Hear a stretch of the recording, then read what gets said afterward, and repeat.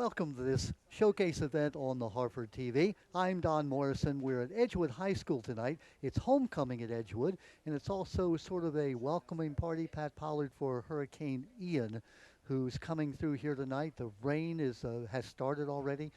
Forecast showing that 100% chance of rain. We expect to see just a downpour during the game. Edgewood 4-0 in the year, 0-4 North Harford. Do you think the rain will equalize these two teams? It's going to take a lot of rain. Look, North Hartford's got some challenges tonight. They're off to a tough start, and there's no doubt they're going to come out and play hard. I've heard that they may be missing a couple guys too, to injury. This is a very good Edgewood team. They've got a lot of talent. Coach Rawlings has told me that he thinks they may have 4 guys that are Division I talents out at the skill positions. Yeah. He's got a big line. I know I ran into number 65, Brandon Gellner's parents in the parking lot. Literally or figuratively, you ran into them? Hopefully it was figuratively, yes. But they said that they're really pumped up about this game, and it's Edgewood is they got to focus. They got to focus on the task at hand. But they got big goals this year. They're a very, very talented team. And so North Hartford, they got their work cut out for them tonight. Pat Pollard, we don't want to look ahead, obviously, for Edgewood, but they're 4-0. Looking to the last game of the year, I say we don't look ahead, but we do. Bel Air is also 4-0. So we'll talk about that as we get a more chance during this game. Right now, the Edgewood Ram Band is going to honor us with our national anthem.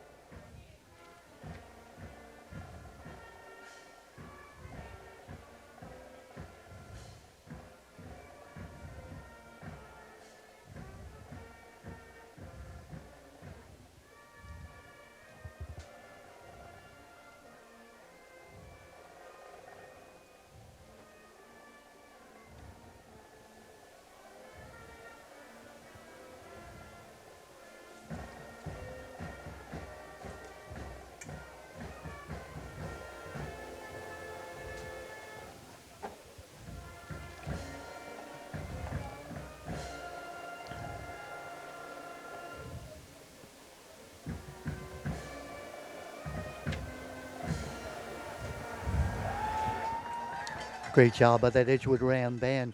We mentioned, Pat, it is homecoming. This rain obviously has put a damper on homecoming to some extent.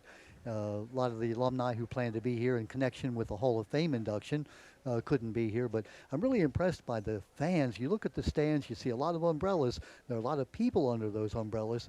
This is a night not fit for man nor beast, but they're out here to cheer on their Rams. You're right, Don. I'm impressed. I mean, it's we haven't quite started the game yet, if I can talk straight, but pretty good sized crowd here. Yeah. You mentioned asked about the rain earlier, and just during the national anthem, I'm looking at the flags at the end zone. There's not a lot of wind yet. Yeah. And if the wind's a bigger problem than the rain, especially on these synthetic turfs they play on now. Back in on the old days, you'd have if we were playing a fast team here at Edgewood High School, Forrest Weiss wouldn't cut the grass that week, and get a heavy rain, some mud puddles, and everybody was the same speed at that point. Forrest Weiss, the legendary late Forrest Weiss, who was your coach back in the day, and we mentioned off air before the game that we're 40 years behind. 40 years ago, 1982, the Edgewood Rams went undefeated throughout the entire season, and then infamously weren't invited to the playoffs because at that point they had one team per region, and on the Eastern Shore they had more points, and so they went. Edgewood stayed home. So we're looking at maybe this year, again, not getting ahead of ourselves, but perhaps there'll be a chance that this team could be undefeated. Well, here's the kickoff, Pat. North Hartford will be receiving. It's going to go out of bounds, and that's a break for North Hartford. They'll get the ball way up the field. Don't want to do that. That's Cameron Krause. I know Coach Rawlings was bragging about him earlier, about his kicking ability. And it could be the wet ball, maybe the wet field, the fact he could have slipped a bit. Carson Cross, my son.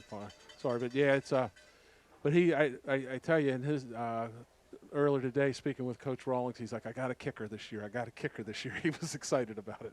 Yeah, Coach Rawlings, Keith Rawlings, who was the center and linebacker on that team that you were the quarterback going back to 1982. What a staff he has assembled. Mostly Edgewood guys, old Edgewood guys from that era.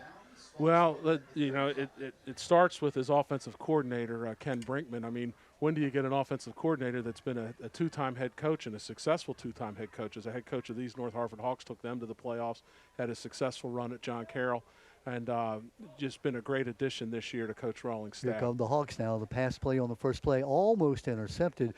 And you saw Preston Miller, number 81, unusual number for a quarterback, and that's because the starting quarterback was injured, and Preston Miller has come in to take that role. Tough place to put a man into. Well, North Harford comes out, you know, they've got nothing to lose. They're going for it. You know, then you talk about this coaching staff. He's got Bruce Riley as his analyst. Bruce was a highly successful coach at Bel Air High School. He's an Edgewood class of 81, one of my former teammates. Got Brian Donnelly over on the sideline, also class of 81 from Edgewood. Here we go. Here's a handoff inside. Nothing there. Not a whole lot going, but he's still on his feet and does pick up about 4 or 5 yards. Good running there. And good then, hard running by North Harford. And then he's got pardon me, one sec. Donnie Mullins was the running back, the sophomore. Picked up Pat about 4 yards on second down. Bring up a 3rd and 6. Yeah, it looked like they had him stopped, and he kept the legs moving. Good play. And then the other guy I just wanted to mention is Ken Ewers, coaching the offensive line and quality control coach. And you know, Coach Rawlings was praising him as well for the job he's done. Big 3rd down play, 3rd and 6. The ball at the 39. They've got to get up to the 45 for the first down. Preston calling signals, hands it off, up the middle. He's got the first down and will pick up the first down just about to the 50-yard line. That's Donnie Mullins again, but that's a nice quick hitter right up that middle. Give a lot of credit to Dominic Sordello and to Sean Kilduff, the center and right guard. Absolutely. Quick hitter, snuck through there. You know, it's Edgewood may have been looking for the pass at 3rd and 6, and nice call, nice play by North Harford. So the Hawks with a first down out of their own territory, the ball resting right on the 50-yard line. Preston Miller, the quarterback. Mason Dykeman, a wide receiver. Handoff inside again. Nice hole again off that left side. Again, that's Donnie Mullins. He picks up about 7 or 8 on first down. Well, North Harford's found something in here in between the guards. Give credit to Clay Lawrence and Sean Anderson, the other 2 linemen that we didn't mention before. That North Harford team, they've come out and they said, hey, look, you know, we may be 0-4, you may be 4-0, but you got to beat us on the field, not on paper. Second down, about 2 yards to go. Quarterback Miller calling signals, hands it off. Going to be hit at the line of scrimmage, scrambling for yardage. I don't think he picked up the first down. No, Edgewood tightened it up there. They got penetration there off of North Harford's right side. Shamar Gaddy, Anthony Pritchett. Also giving credit Isaiah Meddington with the tackle. Isaiah Medding's son, excuse me, Isaiah. 12 tackles on the year. He's one of those guys that Keith Rawlings was telling us, keep an eye on him. He's a strong player both defensively and offensively. 3rd down, a long yard. Megginson's one of his captains. 5-play drive. Handoff. Hit. Struggling for yardage. I don't think he got it. Yeah, I think they're going to be about a half a yard short. Pat, you're 4th down. I'm going to put you in the coach's shoes. Would you go for it here early in the ball game? You're down, you know, in their territory barely. I would go for it. It's less than a yard. You've had some success. They're going to measure, I believe. Yeah, it is right on that 40-yard line. Looks like they had to get inside the 40 for the first down. Well, maybe not. Yeah, I think we're going to get a measurement here, Don. Yeah, I think if they're short, which they may have got. Now they're short. You got to go for it here. It's less than half a yard. Edgewood is a quick strike team. It doesn't matter where they get the ball. You want to control the ball. Keep your drive going here. Surprised they're in the. They jumped. Oh, and yeah, it's going to be. Now that's going to ensure the punt because the tailback looked like he had a little bit of head start. Yeah, guess who was getting the ball? Yes. Call it illegal procedure. False start, and that'll cost them 5 yards. And now I'm going to ask you the question, Pat. Now you're 4th and 5.5. I punt it now. Yeah. It's just not low percentage. You're probably less than 50% chance of getting this. I think you got to punt it. And it looks like they're not, though. It looks like they're going to go for it. Justin Martinek, the North Harford coach, At least he's out like he's going to go for it. Let's see if they try to draw him offside. Nope. Miller rolling, hit, down he goes. Back at the 45-yard line, the Edgewood Rams will take over 1st and 10 in North Harford territory. Pat, if Justin Martinek has shown us anything, it is that he's going to try. He's not going to, just, hey, let's play safe here. Maybe an unwise decision when you think back on it. Well, he knows he's got to take some chances and have them come through. It didn't that time, but great penetration there by Daniel Stallings on the sack, number 71. So the Rams will take over at the 48-yard line, 47-yard line of North Harford. So the Hawks held it, picked up a first down. 8:24 left here in the first. Right up the middle. First play by the Rams. Starting quarterback Cesar Travers. Brandell Stokes, the little guy, he's not a big guy at all. Number 3, the sophomore running back, but he is a load to handle, 4.4 yards a carry. Yeah, Stokes is a sophomore. He tore up the JV circuit last year, came up the varsity for the playoffs, got actually a little bit of action in the Westminster game, I remember. Very quick feet. Coach Rawlings is excited about him. Actually compared him to a kid that played at Curley a couple years, Deontay Austin, who is now with the New Orleans Saints. There he goes. Around the corner. He's got that side. Cuts back in, and he could go down that sideline. Touchdown, Rams. Right on cue. 7-minute, 36-second mark. It is a 40-yard run by that little guy, Brandell Stokes. Don't call me little. Call me quick. He got the corner, got a block out there. I mean, we'll see who got this block out there for him and made a nice cutback behind the block. And he's just too fast. He gets in the open Here, field. you'll see this replay. Good blocking on the line. Once he turned that corner, he was just too Gets the fast. Corner and cut just it a nice back little inside. shield block downfield. It might have been Martin with a little shield block down there. Couldn't tell. Preston Miller, the last man who had a chance to tackle him, was not able to bring him down. Flag on the play. Looks like the Rams are going to be penalized 5 yards. That'll move them back. Again, we talk about the rain. It is raining, not hard yet, but steadily. We're expecting the rain to pick up as the night goes along.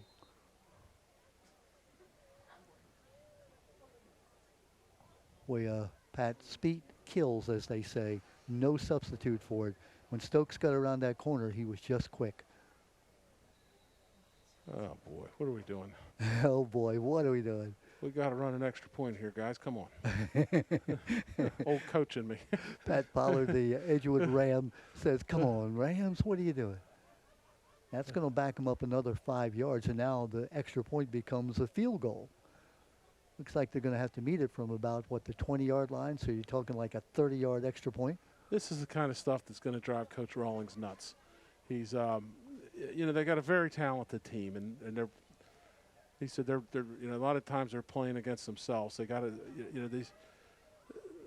they got to really focus. They got to eliminate these kinds of mistakes because they're going to really haunt them for the goals that they're looking for. Especially when you're playing a team that's 0-4, a team that's been, blown out a couple of times, and you can preach to your kids, hey, now they're moving the ball back up. Not sure what happened there. They rescinded the penalty apparently. So now they'll be kicking from the 15 or 25-yard extra point attempt. Must have been a booth challenge. I'm not sure. We don't have that information. Good snap. Good kick. Let's see. It's going to be good is the kick. Extra point is Yeah. good. Kick made by number 81, Carson Krause. Carson Krause, the young man that you had just described as being the kicker that Keith Rawlings has been looking for. Carson Krause, just a junior, kicked that ball from 15 yards, a 25-yard extra point. So Krause adds the extra point. The Rams leading by 7-0 with 7:36 left here in the first.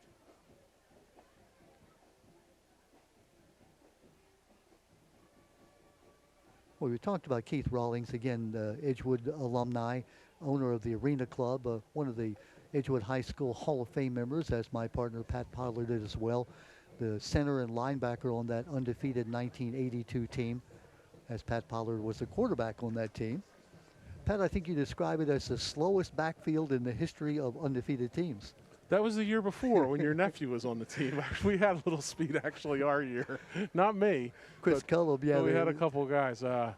Well, it was actually 2 years ago. We described that myself and Chris Cullum and Glenn Bensley, who went on to play at University of Richmond as a fullback, but he was a tailback on our team. And, yeah, we weren't scaring anybody with our speed. Here's the kickoff, a rolling kick, going to be taken at about the 10-yard line. Good run back, coming up across the 30 to the 40 and almost to the 45-yard line. Great return. Well, it was a nice return by the Hawks, number 41. Looking at my roster, I don't see a 41. I think that was 14, Oakley Miller. 14, I had him, yeah, Oakley Miller. Looked like a 41. Maybe it's that dyslexia kicking in here at the wrong time. Nice run back, so good field position for the second time. Remember, the first kickoff went out of bounds. They had the ball at the 35. This time they run it back to the 45-yard line. They'll put it down at the 44. Patty, we were talking about your undefeated season when you faced Joppatown, a team you knew you should beat. We'll talk about it more after we see this play. Handoff inside and shooting the gap and making the tackle. Same guy. Big number 71. That's my guy, Daniel Stallings. 2 plays in a row for him in the backfield. Donnie Mullins got the ball. He also got a lot of number 71. So a loss of about a 1 on the play. It'll bring up a second down and 11. Mentioning the Joppatown, a team I think you said the 7th game of the year, undefeated, and went down there and found yourselves down 17-6 at half.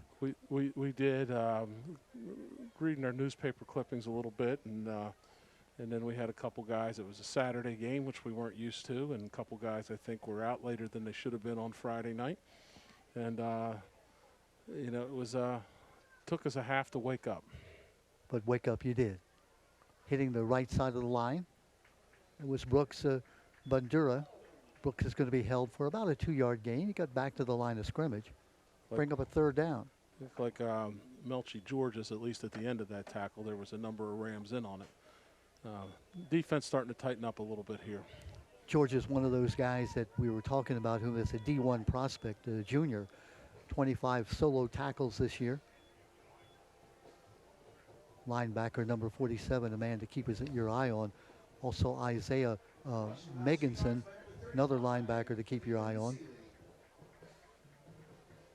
Bring up a third down, 3rd and 9. They've got to get across midfield down to about the 46. Preston Miller back to throw without a fake, gets it off, intercepted and dropped. And you'll know that Isaiah Meganson will be looking at that on replay and on and he's doing some push-ups on the side at midfield. Well, you know, punishing himself. The old saying is that's why you play defense. The bad hands. I think he saw the end zone in front of him. There was nothing but open field if he catches that ball. And of course, a wet ball. Let's give him here's a replay here. Oh goodness, he's going to have nightmares about that one. Right in the hands. It was tipped. I'll give him. So that might have messed his timing up a little bit, but he's going to regret that one for a while. I love the fact he did push-ups, so somebody didn't have to tell him. Yeah. But it brings up a 4th down, and at least now it appears they're going for it. 4th and about 9. No, it's a little pooch punt. Oh, nice play, nice kick. Very nice job. Good job by Preston Miller. We used to see that play a lot where the tailback, or in this case the quarterback in the shotgun formation, would be a little bit deeper and punt it. It worked very well. Caught the Rams off guard. They had nobody back. Yeah, you used to see it more on 3rd down, the old quick kick. Yeah. And you're right, I haven't seen that in a while. And nobody back and got a little roll on it. That was a nice play, nice kick. Back in the day, Paul Hornig, the old Notre Damer and Green Bay Packer, who sort of perfected that. He would be back there in sort of a short formation, catch the ball and punt it real quick before anybody knew it. So let's see what the Rams can do now. They scored on their first drive, just 2 plays, 40-yard touchdown run. They're in the spread with trips right. Oh, and a fumble. The ball is on the ground, recovered by the North Harford Hawks. It just wasn't a good mesh there. The running back thought the quarterback was pulling it, and he left it, and just not a good mesh there. We got it. Let's see if we didn't see who recovered that ball, but it was there on the ground. Seemed like it was there for a couple of seconds. Well, you watch the running back never even. The ball pops loose. The running back never even thought that he had the ball. He thought the quarterback pulled it. Yeah, it looks like 21. Brooks Bandura is a young man who dumps on the ball. So the Hawks have the ball, first down and 10, just about at the 10-yard line. Not going anywhere on first down. Boy, what a big break for the Hawks. And you talk about self-defeating, Pat, the fact that, you know, if you're Edgewood, yeah, you've got the better talent, but you've got to do it on the field. Well, they've made a couple mistakes tonight. And, Pritchett there on the, I guess it was multiple guys there, but maybe led by Pritchett on the stop. Ball is resting at the 15-yard line. It is second down and 11 yards to go. They got to get to the 5 for the first down. Handoff inside, and again, that Ram defense, they are tough. Putney on that one, Miles Putney. Yeah, they North Harford had some success on that first drive with the quick hitters inside, and Edgewood seems to have made an adjustment. It'd be a shame to get this kind of field position and not be able to convert for the Hawks. The Hawks have moved the ball. They've had the ball in good field position most of this period. Period winding down, about 4 minutes and 20 seconds left. Happy to say the rain that is coming, we know it is. The forecasts have called for heavy rain all night long. Yeah, it's raining, but it's really not coming down in deluges right now. Now No, watch me jinx it. You might have jinxed it. I think we're okay for now. Hawks got empty backfield. Miller to throw. Has his man. It's going to be caught, a short gain. Yeah, Edgewood's okay with that one. Catch the ball in front of you on 3rd and long. Knock him down. That was Oakley Miller with the catch. That will bring up 4th down. Looks like they're going to go for the field goal here. Yeah, I've not seen their field goal kicker before. This is going to be a long one. Yeah, about 31, 32 yards. Yeah, going to meet it from around the 21-yard line, the 10 yards of the end zone. Well, it's 4th and 10, so what the heck? Give it a shot. If they got a kid with a strong leg, I don't have a scouting report on their kicker. I've seen they've had a couple of field goals this year in the scores I've seen. Trying to pick up his number. Looks like number 20. It's going to be a low kick, and it goes below the crossbar. It will be no good. So the Rams have dodged the bullet after fumbling the ball on their own 12-yard line. Good defensive stand there. Didn't give up any yards, and looked like the snap came in maybe a little inside, a little high. I don't know if the timing got messed up or not. But and again, we talk about the wet ball, and certainly that is the conditions tonight, not conducive to passing the ball or to kicking the ball. Lucas Smithson was the young man who attempted that field goal. I don't think the fumble on Edgewood was with the rain. That was just confusion there. Well, the Rams will take over. They'll take over at about their own 20-yard line. Scored on the touchdown on the first drive, fumbled the last time. Kept this time by Travers up the middle. And down that sideline to the 50-yard line almost. Looked like shades of a guy we see on Sunday in Baltimore. Yeah, well, the receiver going across on the jet sweep looked like he wanted to take it, but Travers wasn't going to fumble on this one. He made sure he kept it. And that was Jameer Torres who said, give me the ball, and Cesar Travers said, no, I will do it. Thank you very much. No, there's not going to be confusion on this one, and he kept it for about a 20-yard gain. Yeah, 22 yards out to the 42-yard line, 1st and 10. Cesar Travers, the strong-arm quarterback. Haven't seen him throw yet. This time he does give it off on the jet sweep. Coming around to the near side, that's Mike Lee. Mike picks up yardage to about midfield where he's hit and held. Well, the Rams have a lot of guys that can carry the ball. They just keep coming at you from every direction, from every side. It's about as much speed as I've seen on a team in Harford County in some years.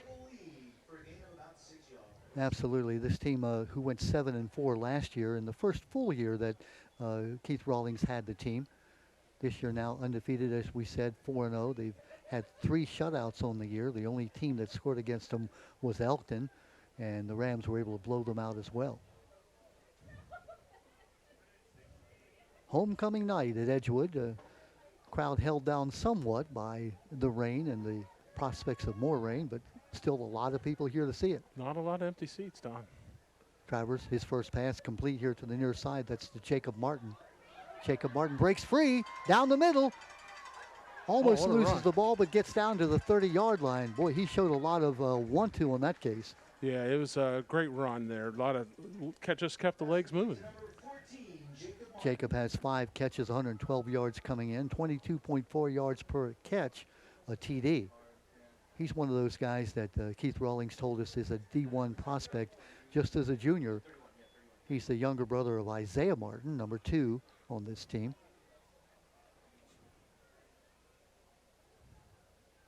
Travers still in the shotgun. Quick pass out here to the near side. Complete to Jameer Torres. Picks up good yardage on first down.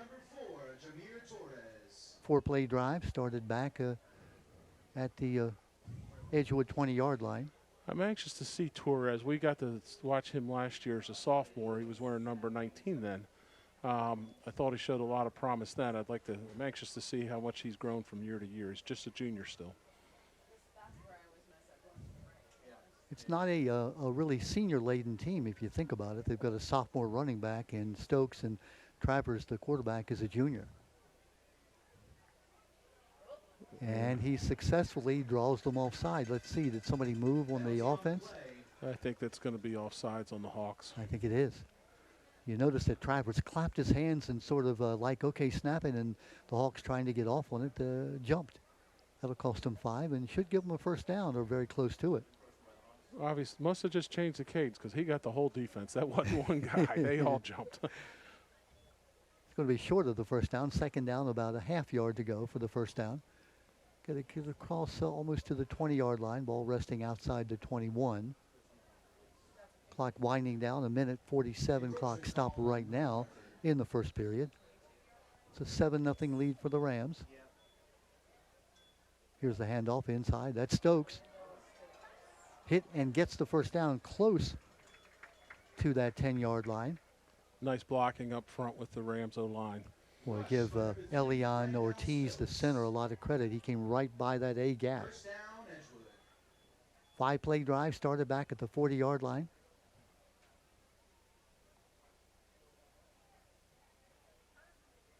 Rams not huddling, getting the signals from the sideline. Cesar Travers 30 for 61, 485 yards passing, 6 touchdowns on the year.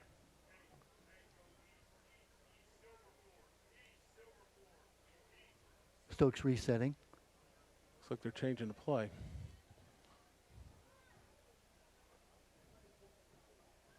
Kept.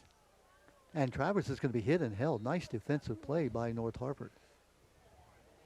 Yeah, Shane Riley and look like Marcus Porter there.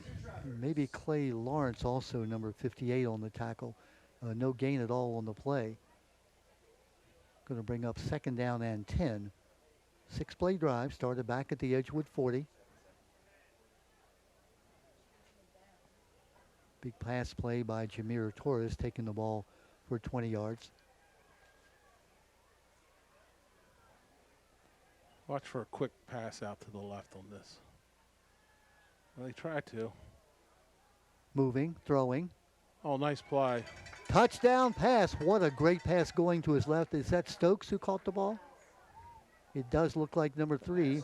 I think. No, now they say it is incomplete. It looked like he made the catch, but the ball must have come loose. I think it was Martin, number 2. Isaiah Martin, perhaps. Yeah, I think you're right. It was Isaiah Martin. Looked like he had the ball, Pat, for a moment. Here's the replay. Yeah, it's Isaiah Martin. Yeah. You can see the Rams thought it was a touchdown. It looked like he reached across the goal line with the ball, and it came out when he hit the ground. To me, it looked like, oh boy, that would almost be a challenge if this was the NFL. Yeah, exactly, unlike NFL. It looked like he reached across ball. with possession, and the ball came out when it hit the ground, but he'd already made a football move, in my opinion. Here's the pass. It's going to be incomplete. That'll bring up third down. Fourth down, exactly. Yeah, 4th down and 10. Pass was incomplete. 4th down. So that play that was wiped out, well, we've seen the fumble that the Rams had back in their own territory, that they were lucky, or I should say defensively strong enough to counter that. Now let's see what they do on 4th down and 10. That's you're right. As you see that replay, it looked like that maybe was a touchdown pass, but I think the officials saw the ball loose. Yeah, to me it looked like he had possession, turned and reached across, and as he came down to the ground and hit the ground, it came out. So maybe they figured he's got to complete the catch. It's always a confusing rule. Quick pass, complete. Got to get in. Got to get down, and he is going to be in for the touchdown. There's that little quick hitter that we were talking about. And is that number 4? Is that Jameer Torres? I think it was here. We'll see the replay. I think it was Isaiah Martin. I think it was number 2 here. Yeah, it's Martin. Yeah, it's Isaiah Martin. Good block by 63 and 65. So Isaiah, who had that touchdown pass that we thought taken away from him a moment ago, now he makes up for it. Well, he got his touchdown, so that'll pick him up a little bit. But I tell you what, 63 Jordan Zakes and 65 Brennan Gellner were out downfield, and both of them had nice blocks on that. Here's the extra point attempt. Up and good. So the well-executed play by the Rams all the way around. That marks the end of the first quarter. And it's just a backbreaker for the Hawks to get them to 4th and 10 and to give up the touchdown. Boy, and give all the credit to Jameer Torres, because he caught that pass maybe just beyond the line of scrimmage, and it was all him. Pat, as you can see, we have a shot now of our light standard, and you can see the rain coming down, not yet, in a downpour, but it's coming down steadily. You made the point that if there's one good thing, there is very little wind here so far. Yeah, the rain is not going to affect the passing game as much as the wind will. So if it stays like that, Edgewood should, and most of the passes they throw are the shorter, the screens behind the line and the quick screens and slip screens. So the Rams go up 14-0 right at the end of the first half. They scored their first touchdown on that big 40-yard run by Stokes, and then the touchdown pass going from Travers to Jameer Torres, to Isaiah Martin. I keep wanting to rob Isaiah of his catches. Yeah. Isaiah's going to come up and say, hey, my number is number 2. Look for me. Nice rolling kick coming down to the 5-yard line. There's a little bit better coverage, brother. Oh. Still on his feet up to the 25-yard line. Good run back by North Harford. So we start the second period. North Harford will have the ball in their own territory at the 25-yard line. So if you're Edgewood, if you're Coach Keith Rawlings, you say, hey, it wasn't perfect that period. We made some mistakes. We fumbled the ball deep in their own territory. But, again, they showed their great talent. They're big play capability. They got guys they got great athletes, and he gets them out in space. I tell you what, on that play, though, that was just excellent downfield blocking by the offensive line. Preston Miller, the quarterback. Preston, just a junior. Screen. Back to throw in the screen. It's intercepted. Taken away by the Rams, and going in for the touchdown was that Shamir Gaddy. Shamir Gaddy, big man touchdown. Big defensive lineman catches the ball at about the 15-yard line and goes in untouched for the touchdown. Oh, that's hopefully they'll get some video and get that on Twitter. Everybody loves a big man touchdown. And here you'll see it. Great play. Look at that. He wasn't fooled by the screen. Great play. That was a tremendous play. He was behind the receiver and then just right in front of him, caught the ball and went 15 yards for the touchdown. Great recognition by Gaddy. He started to come through on the rush, recognized at the screen right before the interception. You see him step back 2 steps, and that's if he would have kept coming, he doesn't have that. Steps back and probably fooled the quarterback when he stepped back like that. But great coaching by the Rams defense and to teach him that, and great recognition by Gaddy. Here's the third extra point attempted, up and good by Carson Krause. So oh boy, Gaddy will be talking about that in practice on Monday. I guarantee you, he'll be showing all these fast wide receivers how he did it. Well, so you saw the quickness he had. Yeah, he's a big man. We're talking about Gaddy. He was able though to catch the ball and really showed a lot of good speed as well. Like a dancing bear there. He was light on his feet. I'm liking him. That's the thing about this Ram team. They are all fast, and there's no way you can coach against speed unless you have speed. And that's the difference, I think, between them and some of the teams they play. We had the Bel Air game against C. Milton Wright a week ago, where Bel Air just destroyed C. Milton Wright 52-0. So they are a very powerful, strong team. And if you're a football fan, all you want to do is root for. We'd like to see 2 undefeated teams in that 10th week of the season, and then just let them go at one another. Of course, there's about 6 games between that before they'll beat then that undefeated dream matchup, if you will. taken down on the run back. Good tackle there. Again, we talked about that game in 1999. Those have been around North Harford for a while. Ken Brinkman, who was at that time an assistant coach with Fred Foster up in North Harford, they went up to Falston on the last game of the year. Falston 9-0, North Harford 8-1. They lost a day game to Edgewood that year, and North Harford went up and beat Falston 10-7. Dave Seske, the Falston coach, instead of going for a field goal to tie it late, went instead for the touchdown and was not successful on fourth down, and North Harford won that game. That was Alfred Segby on the tackle there. I want to give a shout out to the special teams guy hustling down the field. Here's a handoff inside. Nothing happening there at all. And by the way, that year, similar to your year, Pat, where the Edgewood Rams didn't go to the playoffs, neither Falston nor North Harford went to the playoffs that year. Falston would have had they won the game, but both finishing 9-1, neither went to the playoffs. That had to be one of Coach Seske's best teams out there. Absolutely, it was. Yeah, he had some great teams back there in the late 90s. So North Harford will take over. 11 minutes left here in the first half. Second down, about 9 yards to go. Handoff inside. Where that Ram defense is really stiffened now. Yeah, like I said, they gave up a couple plays early inside, and they've tightened those gaps up. Miles Putney, Shamir Gaddy, Anthony Pritchett across the front line, Isaiah Megason, Makai Georges, Chin Umbiba. Putney's just a sophomore, but he's a load in there. Let me try that name one more time. Chin Wimba. No, I'm going to try it. It's Abimba. You know, you've got another sophomore in there too now, Josiah Stakes. So, I mean, Coach Rawlings, like you said, there are a lot of sophomores playing on this team. Alfred Segby, a young man you mentioned a while ago, also playing linebacker. John Billy, KJ Rankin, and Jameer Torres, the deep backs. By the way, KJ Rankin, 6 interceptions on the year, Pat. He leads the entire state in interceptions. Well, he was Baltimore Touchdown Player of the Week, Baltimore Touchdown Club Player of the Week, which is quite an honor. Not going anywhere. 33. Great play by 33. Wasn't fooled on the misdirection, set his edge, and get the tackle for loss.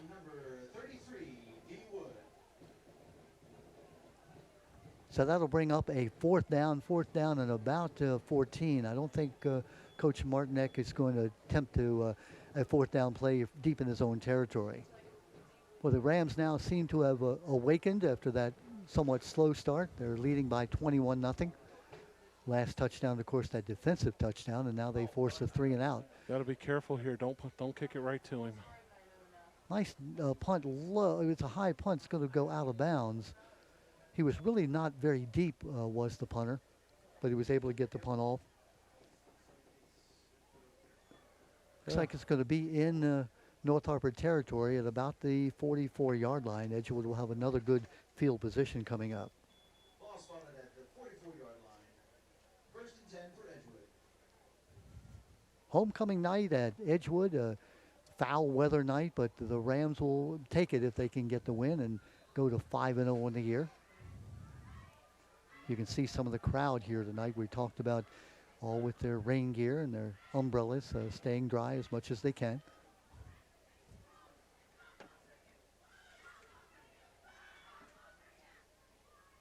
Give.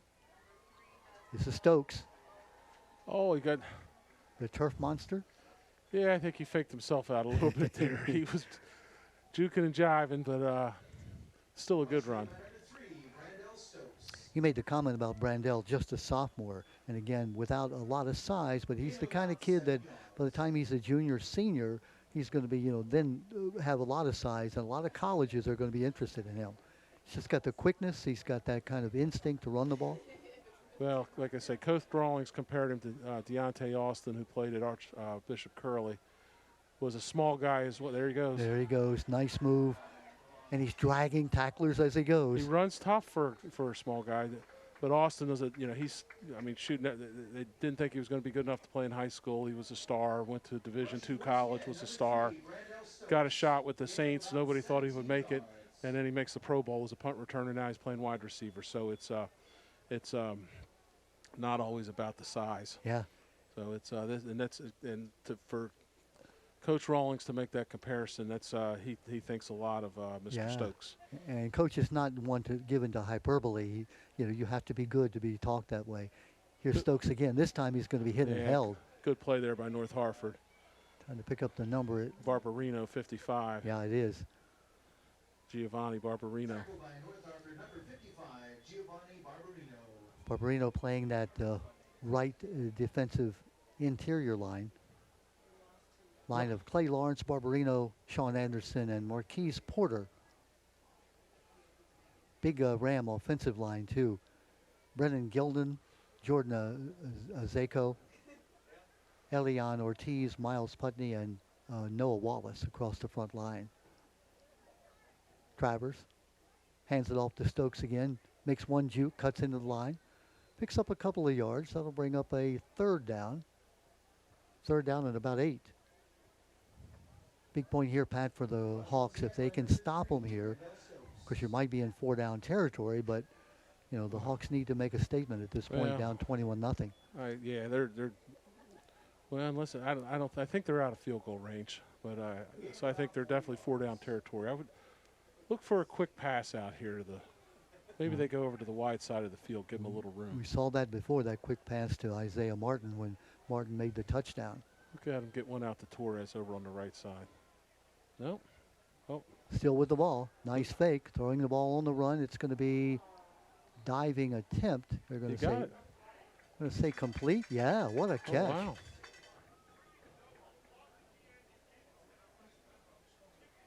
Was that the number 4? I like the play. They got him with misdirection. Nice rollout, and I got to see that again. But it looked like it was Torres. Here we'll see it.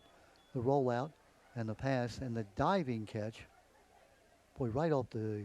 Yeah, it was Torres. Is Torres. Yeah, it is Torres. You had predicted that they were going to look for Torres, and they did. What a catch by Torres. Came all the way across the field on the drag. I really love the play call, and this Torres kid, he's just a ball player. I just, like I say, I picked him out last year as a sophomore, thought he had potential. And first down and goal. Ball inside the 10. Still with the ball. He's going to just throw it away this time. Wise decision by Travers. One thing also that Keith talked to us about, Keith Rawlings, the coach, is not only is Travers as a junior a great skill player, but he's a very smart guy as well. Well, it's first down there, right? You see young quarterbacks try to force it in. You might throw an interception. You never, not on first down when you're down on the goal line. So it's you gotta remember what the situation is. Fourth down, obviously, maybe even third down, you might try to force that in, but not on first down. Rams with a timeout on the field. 5 minutes, 44 seconds left in the half. 21-0 the score. The Rams scored 2 touchdowns in that first period. One a defensive touchdown that just came a few moments ago when Gaddy made the interception and went in. I'd like to see the Rams go back here just to a run and maybe the zone read. There you saw Keith Rawlings sort of with his shaking his head a little bit, maybe, I don't want to say upset with this team, but you're just trying to urge them, hey, look, we're up 21-0, but let's score again here. Put this game out of reach if we can before the half. And who knows what happens with the weather if it gets really, really rainy. Well, nobody ever accused Coach Rawlings of lacking intensity. Yeah. He's going to coach until the final whistle. So. You played with him as a teammate. He was your center. Was he that way in high school? He was very inspirational, a great leader. Now, of course, the owner of the Arena Club. And, of course, his 2 sons, we'll talk about them in just a minute. His one son who I guess was Kurt, who owns all the records at Yale as a quarterback. Played at John Carroll, where Coach Rawlings coached before he came here. There we go. That's Here's Stokes. Oh, good play. Hit and held. Yeah, nice play by North Harford. Held at the 5-yard line. 72. It's not on my. I can tell you that's Luke Dawson. Luke Dawson, who was not among the starters, but he's in and making a nice play there. Nice play there. That'll bring up a third down.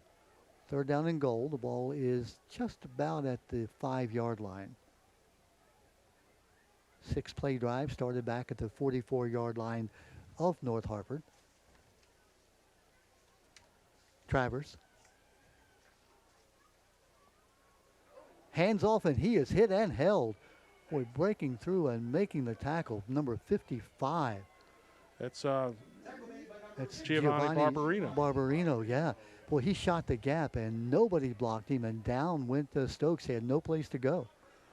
So that brings up 4th down, 4th and goal, the ball back at the 10. Now, you know you've got your kicker. Do you come in and attempt the field goal from here? That would be Carson Krause. Yeah, it looks like... Looks like that Travers is on the field right now, the quarterback. And so for all intents, it looks like with 4th down and 10 to go, 4th and goal. Well, they had 4th and 10 from the 12 on the last touchdown. Megason is in now at the running back. Back to throw, Travers.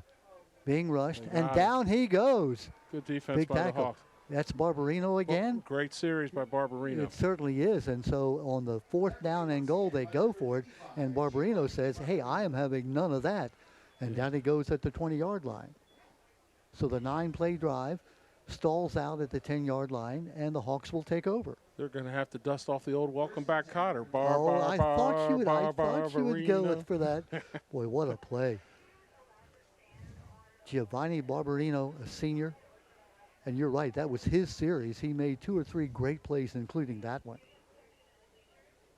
I don't know if they missed the block or he was just able to get by, on his own, strength. But he was in that backfield, and Travers had no place to go. Now you can see the Edgewood coaching staff, talking intently. Is that Kenny Ewers? Yeah, the offensive line coaches having a few heart-to-heart discussions with his linemen. See, the idea probably is started with, what are we doing? Yeah, the idea is to block them and not let them come through. They're not supposed to be in our backfield. Yeah. Offensive linemen don't get noticed until something bad happens. Exactly. Yeah. Well, a great play by North Harford and a great stand. And, boy, give them a lot of credit. They're down 21-0. It would be easy just to fold the 10 and say, hey, we're against a team that's so much better than we are. We'll just let them score again. No, you're right. That showed a lot of heart there with the Hawks defense. Now, Very let's see if they can make a play here. Yep. Got to get the ball out of their own territory and give that defense a rest. They were 3 and out last time. See if they get any momentum going. Somebody jumped off. It looks like the offensive right tackle. Barbarino. He thinks he's still playing defense. He's trying to get in the backfield. He's charged up. Yeah. Giovanni Barbarino, who plays both ways and plays well both ways. My man's fired up. That will cost him 5 yards. 21-0. The Rams scored twice in the first period. That last touchdown came right at the end of the first period, and then got the interception by Gaddy in this second period. So with 4:09, it is a 21-0 lead for Edgewood. Here's a handoff. Boy, gang tackle by Edgewood. 33. That's a couple plays here recently for 33 at the defensive end spot.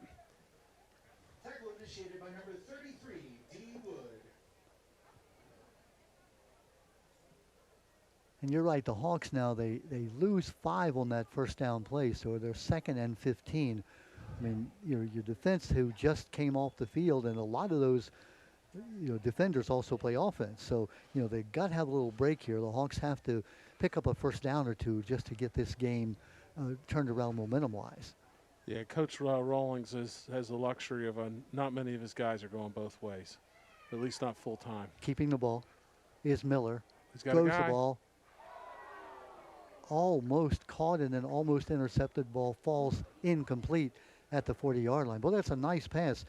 Pat, as you know, Pat, as a quarterback, rolling to your left as a right-handed quarterback. Yeah, he got a lot of air on that ball. It was a nice play by John Billy, though, for Edgewood. Looked like Billy had it on his right hand for a while and just couldn't quite snag it. John Billy, number 11, the cornerback, knocking the ball down, looking for the second interception. Shamar Gaddy, of course, had that 15-yard touchdown run on the interception just earlier in this period. Billy, one of Edgewood's captains. 3rd down, 3rd and 15. Got to get up to the 30-yard line. Here's that roll, keeping the ball. Good run. Good run by Miller, but he's going to come up short of the first down. Yeah, good play, good blocking out there. Design run, I believe, from the start, but just not going to be enough. We'll bring up a fourth down, and you would assume a punting situation with 3 minutes and 8 seconds left in this half. Your defense just held them. Don't take a chance. Don't put your defense out there again. I would punt here. Yeah. I know he's frustrated, but we've seen North Harford go for it on fourth down and not get it. We saw Edgewood go for it on fourth down and not get it either. The difference is Edgewood, of course, was deep in North Harford territory. Yeah, they're coming out like they're going to go for it. Let's see if they're. I'm not crazy about this call. I just think your defense just had a nice stand. Don't hit him again with it. And the flag goes down. Let's see if that's. Legal substance. Broke the huddle with 12 guys. So now that makes you fourth down and 20. Actually, no, fourth down and 12 after that run by Miller that picked up about 15 yards. They're still going to go for it, Pat. Watch for that quick kick again. He's up closer to the line of scrimmage this time. Keeping the ball, rolling, looking, rolling. Now throws. It's going to be incomplete off the fingertips and out of bounds. I don't think it would have been enough for a first down anyhow. Yeah, I think Billy caught it actually, but out of bounds. Yeah. And you really don't want to catch that on the interception. Just let it go, let it hit the ground. So it does bring up a turnover in terms of downs, and Edgewood will take over deep in North Harford territory. I mean, give the Hawks credit. They came in here and they said, hey, we've read the papers. We know what Edgewood is, but we're not going to lay down. We're going to play offensively. We're going to play, aggressively. Pat, you and I both agree that maybe this discretion may have been the better part of valor here, since you had 12 yards to go deep in your own territory. I like the first couple of series when they went for it on fourth down. Just there because your defense just held. I know that they want to make a play. But it's just that's tough. Now you get them in a bad spot. Yeah, the Rams taking over on the 18-yard line of North Harford. Bunch set left. Looking to throw, throws the ball, has a man. It's going to be complete on this sideline. Nope. No, it's number 4. It's Torres this time. Jameer Torres. We're talking to Coach Rawlings about the arm that Travers has. Again, rolling to his left. He really didn't set his feet that time, Pat. Nah, nice. He just used that arm strength. No, that was showing off his arm talent there. Big first down play. Now it's going to be first and goal. Put it on the line, and if it's if it's in his zone, Torres is going to catch it. Jameer Torres, again, one of those D1 young players, just a junior. Jacob Martin, also a junior. When we say a D1 player, Coach Rawlings is saying they have the kind of talent to attract the top colleges. First down and goal. Ball about at the 5-yard line. Handoff to Stokes. Makes one man mutt. Was that? Yeah, that's our guy. Down he goes. Barbarino. I tell you, it's my partner Pat is America's Got Talent is looking for him, I think. Yeah. I wonder now. Of course, Barbarino is a young man. He's probably never seen except replays, but I wonder how many times people have sung that song to him over the years. It's he's having a great game on defense. He really has. And Edgewood needs to tighten that up. That's about 3 in a row where he's gotten through off that left side and made plays. There you see Keith Rawlings talking to the referee. Keith Rawlings, who played here at Edgewood, as we said, graduated in '83, his second full year as coach at Edgewood. He actually coached here back in the late '80s. He was an assistant coach under Kevin Riley. Coached also at John Carroll. He had that 12-0 season with his son at quarterback back in 2015. 4 years at St. Paul's where they won 2 titles in 2012 and 2013. So he's got a pedigree, and Patty's come home to Edgewood. You know this is where his heart is. This is where he wants to be. This is his final coaching stop, he's told me. We'll see whether, he gets the itch again at some point, but this is his final coaches. This is where he always saw himself ending up. Touchdown. Touchdown pass, a quick one. No, it came out. And again, the ball looked like it was caught, but then knocked her out. Wait, Nice play out there by the North Harford defensive back, and I'm so impressed with Travers. He doesn't need any step at all. He can just flick that wrist. maybe Riley out there. I can't see the number across the field, but It's those reading glasses you bought maybe before you came maybe here. Shane Riley. Well, they're not helping me going through the rain 60 yards here. But regardless, it was. I think it was Shane Riley made a nice play knocking the ball loose on what looked to be a touchdown initially. Yeah, it did. Third down here. Coach Rawlings got to be getting a little frustrated as they've had 6 plays now between this series and the last series down here inside the 10 and can't knock it in. High snap. Keeping it is Travers. Quarterback keeper, he'll be knocked out of bounds inside the 5-yard line. It'll bring up a 4th down, 4th and goal. And now, Pat, we'll put the coaching shoes on you again. Well, I can tell you right now. Kicker. No, I can tell you right now, Coach Rawlings is going for this. He's frustrated these last 2 series, and he wants he wants to punch this in. Nice play by Oakley Miller coming out of his pass coverage there to make that stop. 4th down, the ball just about at the 3, maybe a 3.5-yard line. I wouldn't be surprised to see Travers keep it again, maybe on a. They're struggling running up the middle, so maybe they fake and have Travers come through on the lead behind. Jacob Martin flanked out to the right. They're in a tight formation. Here they are. Only 2 wideouts. It's a little different. Travers is under center. Going to hand off to Meganson, and Meganson goes in. Well, it's you wouldn't call that a heavy package in my day with 2 wide receivers, but in these days that was. They had guys packed in on the line and quarterback under center, and so that's went to their heavy package and knocked it across behind Putney and Wallace. Yep, Putney and Wallace who made that hole on the right side. Isaiah Meganson, we talked to Keith Rawlings about it. He called Meganson his most explosive player, meaning the kid that can really make things happen when you need to. And he gave him the ball, and he went in from 3 yards out on that touchdown run. Fake, 2-point conversion. It's going to be good. Nice play there. That was a nice play. The pass was by Torres on the conversion. Yeah, Travers to Torres for the 2-point conversion.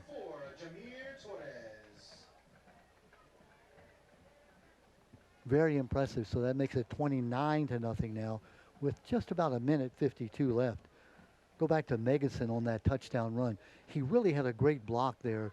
Putney made that block on the right guard. I think it was Xavier Joyner on the pass. I want to give him credit. Backup quarterback was the hold man. Okay, so it wasn't number 10?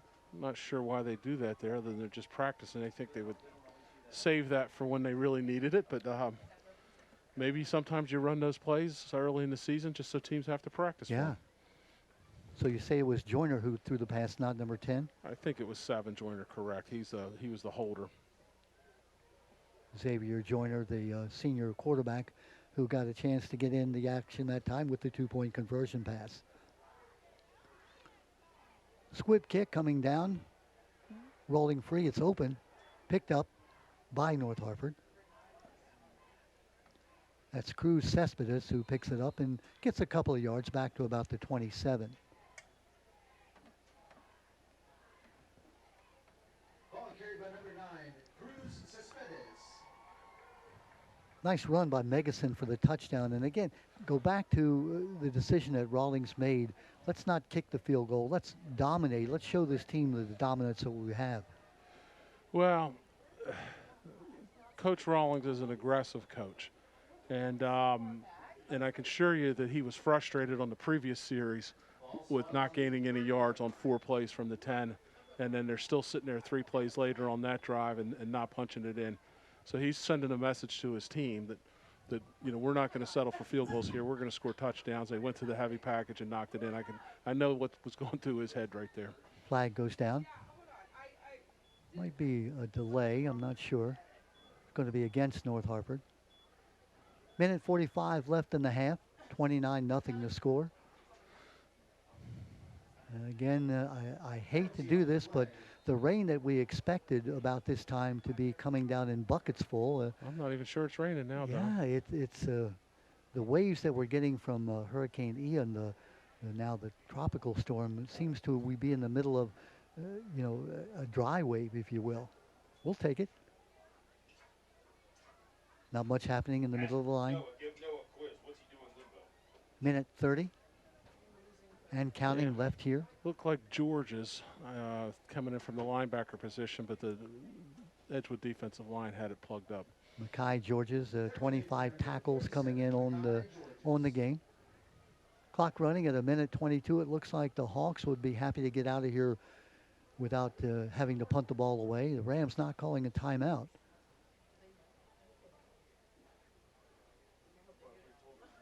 Got to get up to the 40-yard line for a first down. Second down. Miller rolling, throwing, has his man right at the 40-yard line. George's again. Check it out right at the 30-yard line. It'll bring them back to the original line of scrimmage. Yeah, got about 5. Remember, Miller is the substitute quarterback coming in after the starting quarterback had been injured. I tell you what, he hasn't played bad, though. Yeah. He's thrown a couple nice balls, had a nice run earlier in this quarter. Just a junior, a basketball player, a baseball player, a football player, one of those rare breeds, Pat. You don't see that much anymore, a 3-sport player. No, I think it's disappointing you don't. At least guys play a couple sports. You hate to see guys focus in on one. You talk to college coaches, and they they really like to see guys play multiple sports. Looks like the Rams have called a timeout now with a 3rd down and 40 seconds left in the half. They'd like to at least get a chance for a run back on a punt. Yeah, to try to force them into a punt here. Of course, the Hawks have shown a penchant for going for it even in their own territory. So not sure whether the Rams are saying, okay, we'll give you a chance on 4th down and pin you down and maybe get one more touchdown here. Remember, high school rules, if they get to 35 points ahead in the second half, there's a running clock so that the game could go a lot quicker in the second half if the Rams do get up to a 35-point lead. Oh, big blitz. Rolling, throwing, going to be missing his target, out of bounds. Didn't get him, but that's what Coach Rawlings used to call double apple. Bring both linebackers through the A-gap, the gap between the center and the guards, and didn't get to the quarterback, but he had to bail out early. It really blew the play up. Now he doesn't have to use a timeout. Yeah, the clock stops with the incomplete pass at 34 seconds with 4th down. And again, Coach Martinek for North Harford faced with a choice. If you go for it, you've got 10 yards to pick up, and the Rams stop you, they can call timeout and have time for at least one play, maybe 2. Yeah, I would punt it here. They're not I know going you're down to. 29-0, but your defense has played well the last couple of drives. Give them a chance. Apparently they're not. Here's Miller on the roll, looking to Got throw. a guy in the middle of the field. There he is. And he's got the catch right at the 40-yard line. It's just going to be short. I think no, it he's is. giving him the spot. He's giving it to him. Wow. Nice Not that he's giving it to him, but I mean it's spotting it for a first. Yeah, that was he was open and picked him up. Mason, Nice play. Yeah, Mason nice play. Dykeman with that diving catch. Give him a lot of credit. Yeah, They great do pick play up great play by Miller. with 18 seconds now. That could help them run out this first half. Miller rolling. Now he's going to run. Down at the 40-yard line. That could be the last play with 7 seconds left. That'll do it. 5 seconds, 4, and that will bring us to a conclusion here at the end of the first half. Well, maybe that previous play will give the Hawks a little confidence. Probably see them come out throwing in the second half, I would think. Yeah, the Rams will get the kickoff in the second half. And again, give the Hawks a lot of credit. They come in here, they're playing tough against this Edgewood team that is, I mean, it's loaded. It's big, it's strong, it's powerful. They're coming off big wins, 3 shutouts on the season already. The Hawks are not backing down at all. Well, they're playing aggressively. They're about 265 across the line, and they got about 6 guys that can run faster than the wind. It's a tough team to go against. And remember, one of those touchdowns was a defensive touchdown for the Rams, so Edgewood scored just 3 touchdowns offensively in the first half. Yeah, that's going to be a highlight filmer, Shamir Gaddy. I mean, he really made a heck of a play on that. There you see our camera showing you that it is raining, but it is a relatively light rain at this point. Now, when we come back at the end of the halftime festivities, we hope we're not watching a deluge come down. We will take a break. It is a 29-0 lead for the Edgewood Rams. We're at halftime on homecoming at Edgewood. Edgewood leading over the North Harford Hawks. We'll be back in just a moment. Well, we're back with you at Edgewood High School. It's Edgewood High School's homecoming, and right now, Pat Pollard, it's kind of what you want to do on homecoming, and that is to win and win big. 29-0 the score at half. Edgewood scored 2 touchdowns in the first period, 2 touchdowns in the second period, one of them being on a interception, a defensive touchdown. I think you'd say that Edgewood has dominated, but if you're Coach Rawlings, you're not totally satisfied. No, made a couple mistakes. They had it down in great field position there, sort of mid-late in the second quarter, and couldn't punch it in. Really nice goal line stand by the Hawks. And, the Hawks have played tough. They're playing with a lot of heart. They're playing tough. They're undermanned. They're missing some people tonight. And here they come out, fired up on the opening kickoff. Yep, the Rams will take the kickoff in the second half, but good job by North Harford covering it. Gets only up to about the 22-yard line where Edgewood will put the ball in play. 1st and 10 as we start the second half. With seemed like a long halftime with all the homecoming festivities, so hopefully guys come out ready to play here. I ask you that, you've been through that as a player. Homecoming is, your attention is divided a little bit, and the halftime is longer than normal. How does that affect you? Yeah, you just want to get out here. You don't want to lose your sweat. Yeah. Well, Travers, who of course gone all the way at quarterback, the strong arm junior. Brandell Stokes, who had that big 40-yard touchdown run that got the Rams started back in the first period. The trips left, start the half. Handoff. Stokes is going to be caught in the backfield. I tell you what, since about the middle of the second quarter, Edgewood has not been able to run the ball.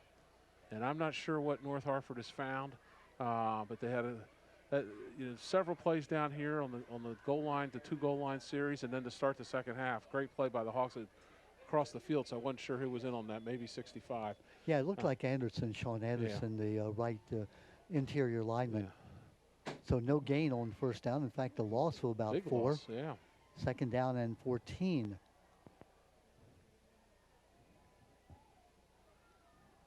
Travers in the shotgun.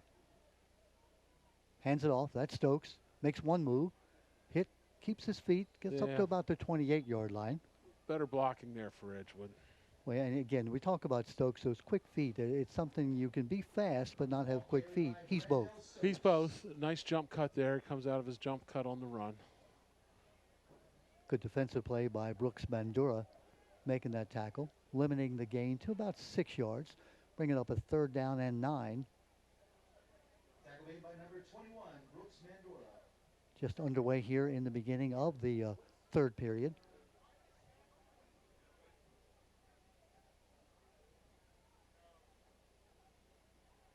Back without a fake. Quick middle. Oh. It's going to be a diving attempt, incomplete. Torres unable to bring up the catch, but it would have been short anyhow. I thought they were setting up for a middle screen. Yeah, it looked like a weird kind of play because coming back to make the catch was Torres. Wasn't able to make it, but that wasn't going to be close to a first down. No. So 3 and out for Edgewood. Apparently, they'll be kicking the ball away.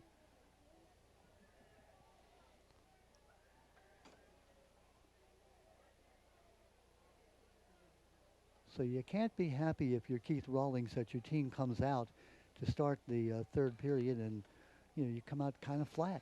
Yeah, real flat. No, it's going to be a fake.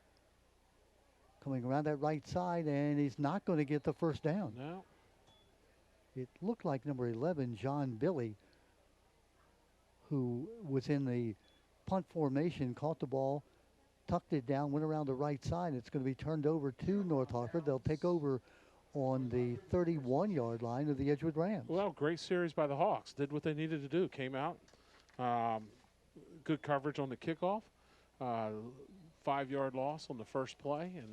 And now they got the ball in great field position. Yeah, 31-yard line Rams. See if they can make something happen here. Best field position of the night. Yeah, 3 shutouts for the Edgewood defense. And certainly you'd like to know that they would have a 4th touchdown or a 4th shutout, I should say. Of course, the Hawks are determined to see the opposite happen. Pass this time is going to be complete. Short yardage on that first down. It was to Mason Dykeman. pass from quarterback Preston Miller to Dykeman. Good play. Good, nice play by Dykeman to make Meganson miss. Tackle made by number 11, John Billy. Gain of about 5. It'll bring up 2nd and 5. The ball again at the 30-yard line. They've check it at the 25. They've got to get down to the 20 for the first down. Well, Meganson's a good player. He had to play red. He just needs to come in under just a little bit more control. 2nd down. 5 yards to go. Preston Miller. Oh. High snap over his head. Not good. He's able to Throw get it, it throw back. it, throw it, throw it. Just get rid of it. No, he's going to be taken out of bounds back at the 40. Lucky bounce. It came right back up to Miller as it went over his head on the snap.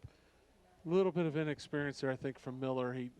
Great job in corralling this bad snap and getting out of there. But if he just throws that ball out of bounds once he's out of the pocket, then he avoids the sack. Yeah, instead of 10-yard loss. Exactly. Instead of being 3rd now and 15, it would have been 3rd and 5. So big play for the Edgewood defense. Let's see if they can capitalize. And you'd have to think North Harford would be in 4-down territory. We've seen them go in their own territory, Pat. Yeah, that's a tough one. They had 2nd and 5 on the 25-yard line.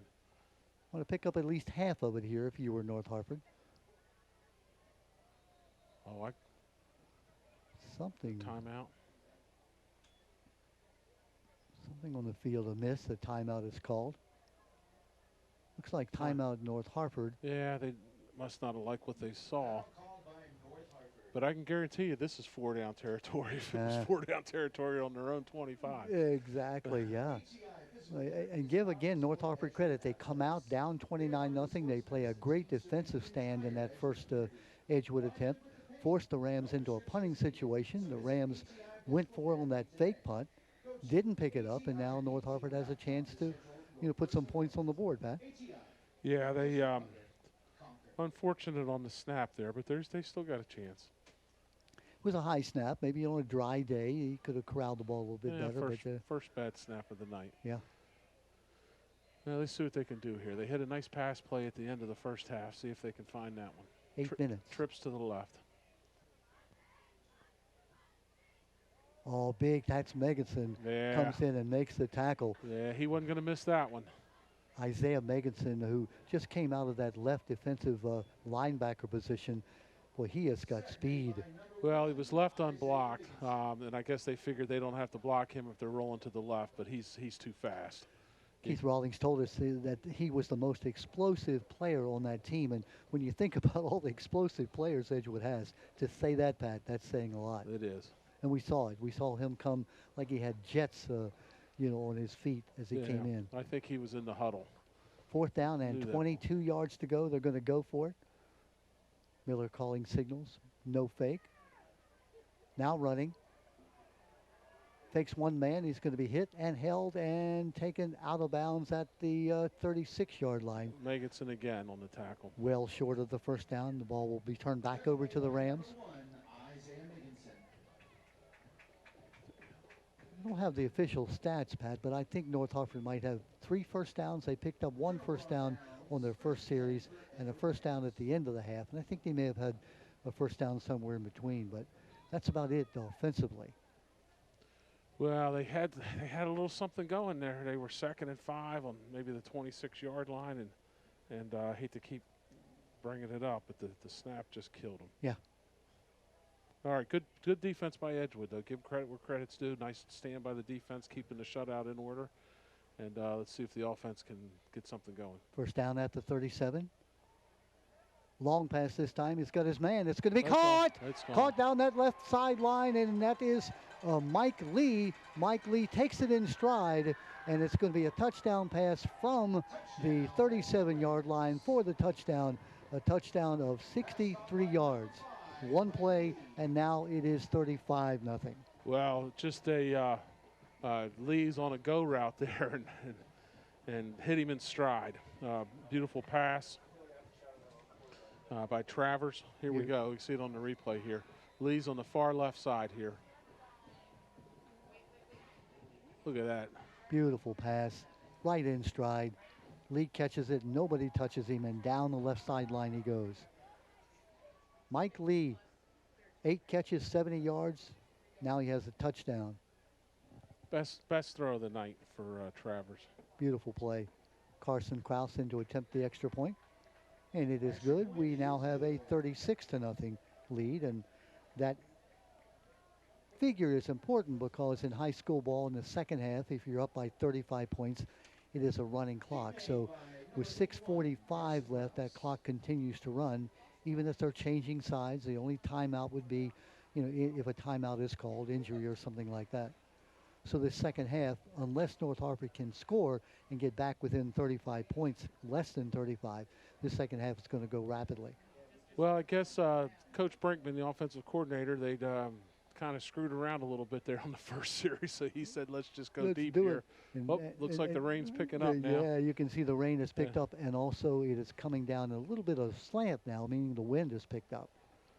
Coach Rawlings, not being a teacher, he's a private businessman, owns the Arena Club out in Churchville, but very lucky to have Coach Brinkman and Coach Ken Ewers, both as PE teachers in the school. So they're around the kids and the players throughout the day, and that's a big help for Coach Rawlings. Nice run back by North Harford on that squib kick. Looks like it was number 9. That's Cruz Cespedes, who picked the ball up like a shortstop and ran it back to about the 37-yard line. Yeah, like you said, Don, we're now into the running clock. 5 minutes 30 and counting left here in this third period. Boy, what a pass play. That was the kind of thing you draw up and you say, this is the way a pass play should be run. I mean, Lee was just streaking down that left sideline, and he was hit right in stride by Travers. Caught the ball and just waltzed into the end zone. Handoff inside. Big Ram defense on that right side. Shamir Gaddy. Tackle made by a pile of Edgewood Rams. Second down, no gain on the play. Second down and 10. Rams coming in at 4-0 on the year. 3 shutouts on the season. The only team that scored against them was Elkton, and Edgewood won that game easily as well. North Harford 0-4 coming in, shut out by Bel Air 42-0. Lost to Perryville 36-29. Lost to C. Milton 13-6, and lost last week to Elkton by 24-3.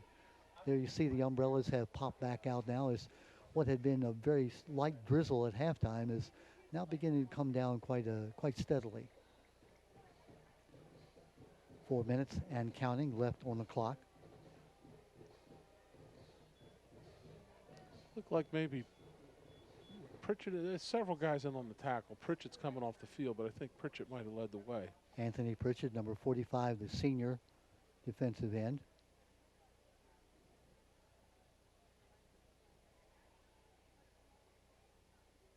Homecoming night at Edgewood. Obviously, the rain spoiled some of the activities, but they had a really nice halftime ceremony, and Pat was happy to see the rain relented. They were able to have their band play and have their homecoming court escorted onto the field in sort of regular conditions. It wasn't bad at all.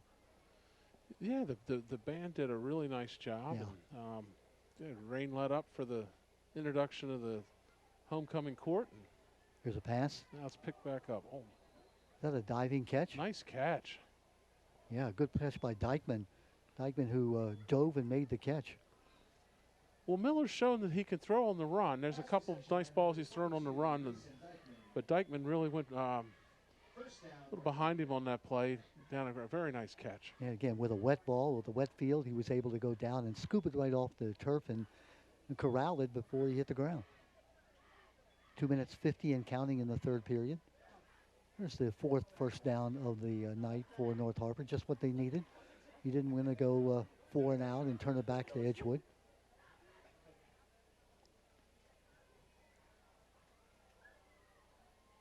North Harford seems to be a bit confused on this play.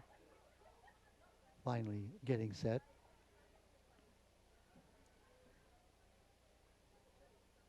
Keeping the ball. Looked almost like a busted play. They were confused from the beginning, Pat. Yeah, a lot of motion and running around for a quarterback run. Yeah. made by number 47, Mackay Georges. Timeout, North Harford. Guess they want to get straight exactly what they're doing. The clock was running and now is stopped at 2:05. Mackay Georges on that tackle. Ram defense has played solidly all night long. They've given up not a whole lot, a couple of plays, but all in all, they played very well. And Pat, the offense has played well in spurts, not continuously, but they've made several nice plays. There you see the very animated Coach Keith Rawlings. Well, he doesn't. He's telling his defense not to let up here. You know, now's not the time for it. Keep the intensity up. You're up 36-0. Keep playing football. Keep working to get better. There's always something. He's always coaching. And Keith was a defensive coach, has been a defensive coach his entire life. So having Ken Brinkman around to run that offense really, makes him have a comfort zone as well. Absolutely. And having Bruce Riley in his ear. We'll talk about that after this play is over. Right in the middle, very little happening. Bruce Riley, the ex-coach at Bel Air, the Edgewood graduate, just one of the greatest guys you'll ever meet, and a very calming influence. He's sort of in Keith's ear on the headphones, keeping him focused, letting him know down and distance what he needs to do. And Keith says he's like my calming influence in my ear all game long. Well, Bruce wore the red and white. He was a star left tackle here back in the late 70s, early 80s. Yeah.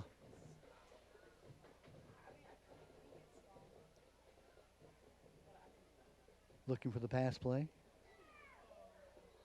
Not sure if it was complete or dropped after he caught it, but in any case, the ball is called incomplete. That'll bring up fourth down. Coach Rawlings he's brought a lot of the alumni back. It's hard to see, but over on the chain gang, you'll see Larry Noel. And Chip Riley. Joe Marecki, former Edgewood football players back in the 70s. Brian Donnelly on the coaching staff. Brian is just one of those guys that's here to do anything and everything he can do to help the school. Just so good to see native Edgewoodians, is that a good word?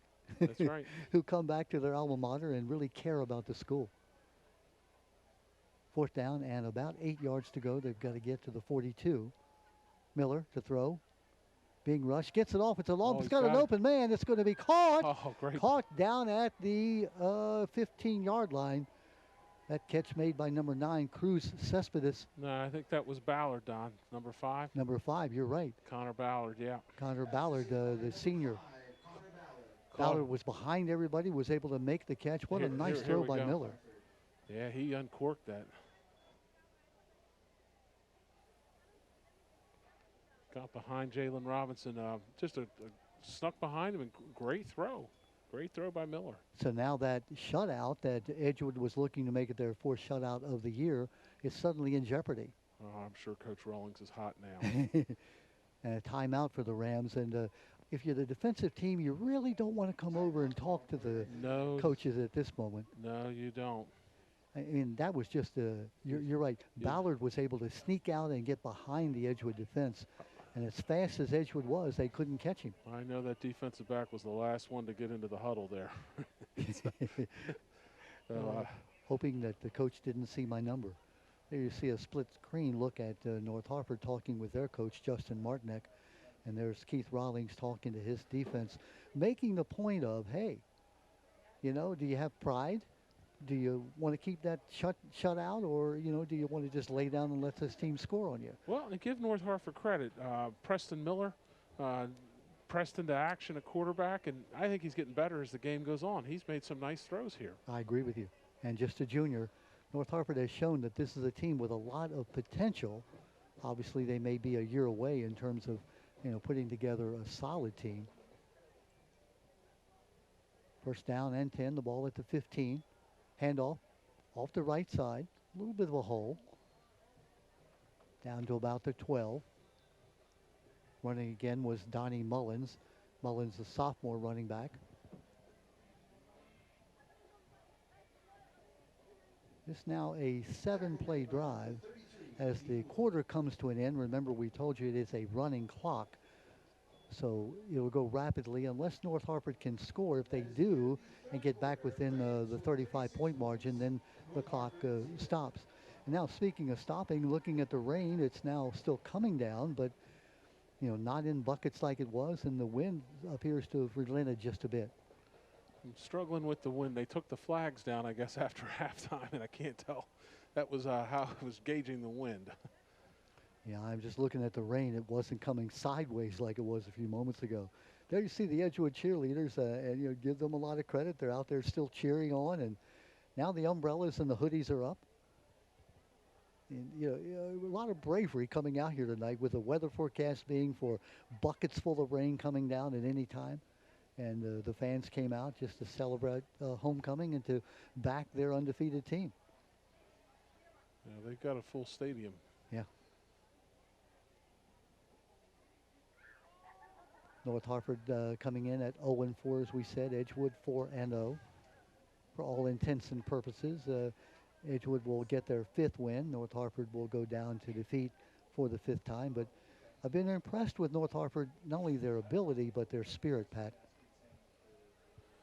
Well, they keep fighting, they keep playing, and I mean, the second half, they've, other than the long touchdown pass they made up, they've played pretty tough. Absolutely. Stopped Edgewood on downs on the first series. Miller looking for the end zone. Lofts it. It's going to be, is it intercepted or is he out of the end zone? It's picked off. Jalen Robinson. Robinson made up for it. He was the one that got beat on the long pass, and he comes back and makes a play here for the interception. That'll get him back in the good graces of Coach Rawlings. Very good play.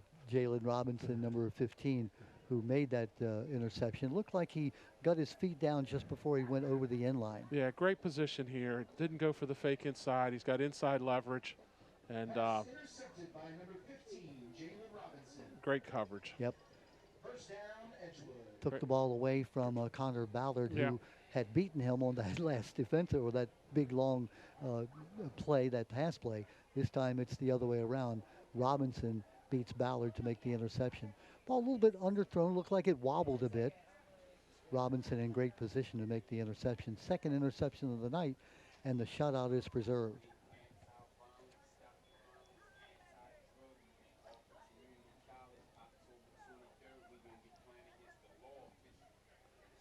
Clock running at 10 minutes and 45 seconds. All right, thank you very much. And a couple former Edgewood athletes like Tyrone, McKisson and them, they gonna be playing in it too. Okay. Timeout on the field now as the teams switch positions. Pat, I'm not sure why the timeout was called. Normally the clock would continue running, but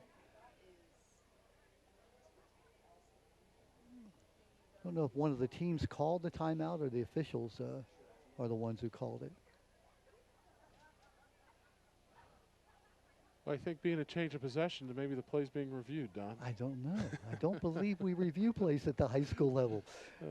Goodness. Okay, now it looks like the teams are ready to resume playing.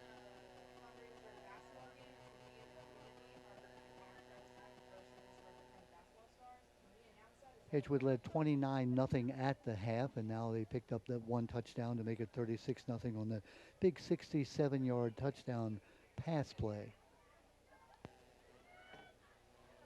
Running and open down the sideline. That's Xavier Joyner. Joyner, who threw the two-point conversion pass, is in at quarterback for Edgewood.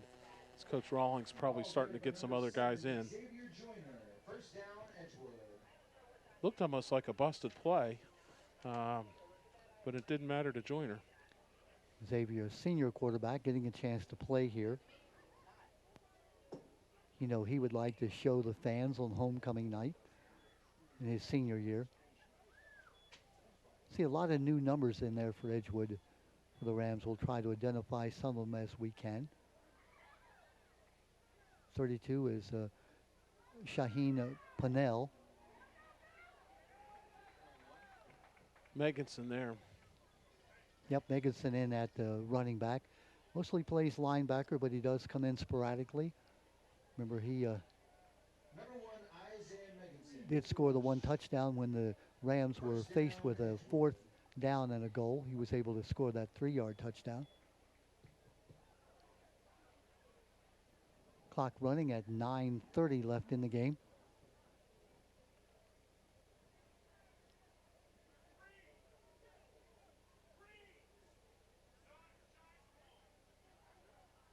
A little bit different formation here with Edgewood. Got a blocking back in there. They've been going with the single back most of the night. Keeping the ball, Joyner. Joyner taken down after he picks up a couple of yards. Yeah, a little bit of confusion in the backfield there. Joyner made something of it. Nice play to get a couple yards out of it. Luke Dawson with the tackle.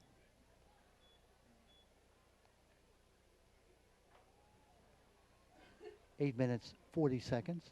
I really wanted to sit in and watch Rankin do this, but then, last week, the other folks were up here, so.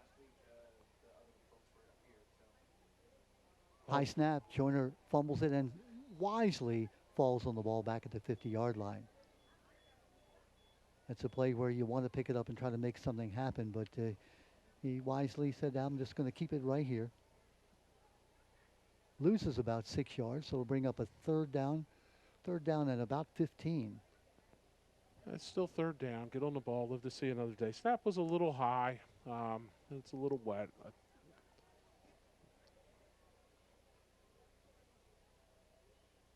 Edgewood in no hurry, letting the clock run, 7 minutes and 50 seconds.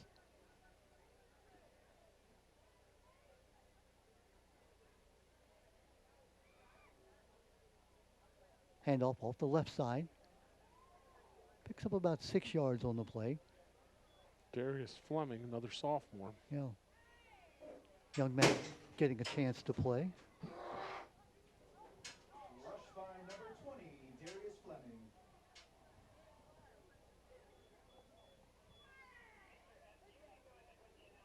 Brings up a 4th down.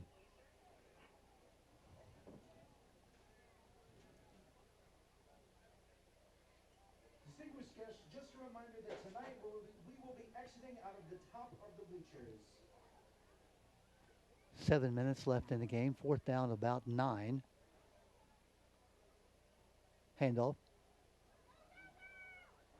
Oh, good run. Got the first down and much more down that sideline. That is number 20 is Darius Fleming. Wow, it's we've already seen Brendel Stokes as a sophomore in the backfield. Now we're seeing Fleming. They had him in the backfield. He broke that tackle, broke a second tackle. Showing speed as well as power. They're going to, with the next couple of years, they're going to have Mr. Inside and Mr. Outside with these two. Go back to your Army days with Mr. Inside, Mr. Glenn Davis. He was Mr. Inside. Who was Mr. Outside? Davis was outside and Doc Blanchard Doc was Blanchard inside. was inside. Thank you. I knew you would know that. Oh. There goes Mr. Inside again. Fleming picking up good yardage off left tackle. Nice hole there on the Edgewood line. My partner, Pat Pollard, besides being an Edgewood High School Hall of Famer, was a West Point graduate. Well, you had a sophomore running behind a sophomore. It looked like Putney threw a nice block over there on the left side. Or Putney. I've been trying to. Clock running at 5 minutes and 30. Correction, I think that was Blake Stewart over there. Sorry, Mr. Stewart. He forgives you.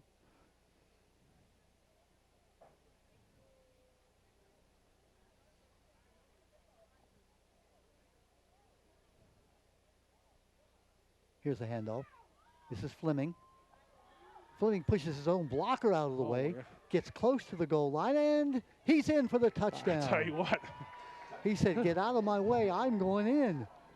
Fleming saying, Coach Rawlings, I want to run with the first team. Give me the ball. 8-yard touchdown run by Mr. Fleming, Darius Fleming. Again, you mentioned just a sophomore. They just keep coming at you in waves. These are the guys who could play first team for many schools in the county. Yeah, they've got 4 guys there kind of tied up on the goal line. And He's not going down. He pushed his own blockers Yeah. out of the way, said, you know, give me that goal line. I want it. Just 42. went beast mode on that one. 42-0. And it's good. That's Carson Krause again with the extra point. He's been perfect on the night. 43-0 the score as the Edgewood Rams, with the clock running at 4 minutes left in the game. Well, nice drive by the second group there. That just showcases the kind of depth that Coach Rawlings has. He's got a wealth of treasure wealth of running backs. Absolutely. And wow, Darius Fleming, young man. Yeah, young man. He was impressive. Unlike Stokes, who is a smallish kind of a runner, Fleming is a big kid. He looks like maybe 190 pounds perhaps as a sophomore. So if you're playing the Edgewood Rams, you have to be ready for speed, power, depth, a quarterback with a very strong arm, a backup quarterback who's shown that he can play as well. Well, they've got so many weapons. I mean, it starts up front. A lot of size on the offensive line. Some experienced guys on the offensive line, and they got, quarterback that can run, can throw. Bunch of guys that can catch it, as we saw tonight, make plays after the catch. Got to scoop it. He touched it. And here he comes back with the ball. Good Nice move coming outside. Finally hit and taken off his feet. Was that Mason Adelhart, number 24? 14. No, it's 14. 14 is Oakley Miller. Oakley Miller's had a couple nice returns tonight, and a couple decent plays over on the defense. Very wise play, too. He realized he had to go back and scoop it up, then made one move, got outside. Picked up good yardage up to about the 27, 28, maybe 29-yard line. Clock running at 2:34, and happy to say the rain has again decided to stop or just come down a little bit. We saw a moment there ago the flags on top of the goalposts are hanging limp, so we have no wind either. But I think we're going to get out of here tonight before famous last words, before the rain really strikes us. A couple of umbrellas up, but most of them are. Miller drops the ball and now just goes down, realizing that he had nothing but red shirts coming at him. Preston Miller, the junior quarterback, as Pat said, subbing, came in a game ago after the starting quarterback was injured. Still wearing that number 81, signifying a wide receiver. Kevin Spy on the play there on defense. Another sophomore. Wow. Good size. Good-looking kid, too, as a sophomore. Edgewood with a nice size team, not only in size-wise as far as their physical size, but the number of players. They've got a squad of probably, 40 kids or more? Yep. And you need depth because you're going to be injuries, and you need competition in practice. Pass. That's almost a lateral. In fact, I think it may have been. Picking up good yardage is Dykeman. Dykeman's played well. He made a couple diving catches before. Coming up on the 1 minute mark left in the game.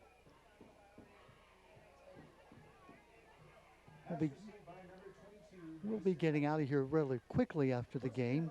So just wanted to wrap it up for you as we close the last couple of minutes. The Edgewood Rams led 29-0 at the half. They've added 14 points here in this second half, building their 43-0 lead. It looks like they have their fourth shutout of the year. Go to 5-0. The North Harford Hawks dropping to 0-5. Could be the last play of the game with 30 seconds inside, 30 seconds left. Handoff taken down at the 37-yard line. Well, I know this score's not going to look good for the Hawks, but they did a lot of nice things tonight, and they've had a couple of close losses, and if they can just hang in there and keep working and keep it, they're going to get some wins this year. Doesn't look good for them right now, but like I said, they did some good things tonight. Came up a little bit short here and there. One more play, and that was, Pat, the last play of the game as the horn sounds to end this game, and the Rams can celebrate their homecoming victory against North Harford. Our final score, 43-0. And thank you, Mother Nature, for not dropping just buckets of rain on us. It's been a very successful night where the Rams were able to do their homecoming celebration at halftime, and their team able to play on a relatively dry situation. So all in all, it's been a great night, Pat. It has been a great night. Good win for the homecoming crowd for the Rams. First time I've seen them this year. Heard a lot about them from Coach Rawlings and Coach Donnelly, Coach Riley, and some of the guys. And everything is advertised. Big, fast, a lot of depth, a lot of good players. They just need to focus on getting better. Just getting better, working hard in practice, eliminating a couple of the small mistakes, and I mean, they got to the second round of the playoffs last year, so they got a taste of it. Unfortunately, they had a few injuries and couldn't hang on in the second half against Westminster. But they've got big goals this year, and they just need to work to keep getting better. And, of course, if you're Coach Rawlings, there was enough bad things in this game, fumbles and, missed plays and fourth down non-conversions and things like that, that you can show a film and you can say, hey, against a team that's more close to your talent level, this is the kind of mistakes you cannot make and end up, with an undefeated season, which, of course, is the goal. That's right. That's right. Well, again, I hope you've enjoyed this game. Pat Pollard, my partner, Don Morrison from Edgewood High School. The Edgewood Rams winning by a final score of 43-0, going to 5-0 in the year. North Harford drops to 0-5. Thanks for tuning in. Stay with us all season long for the wide world of sports here in Harford County. For the Harford TV crew, I'm Don Morrison, Pat Pollard. Good night, everyone.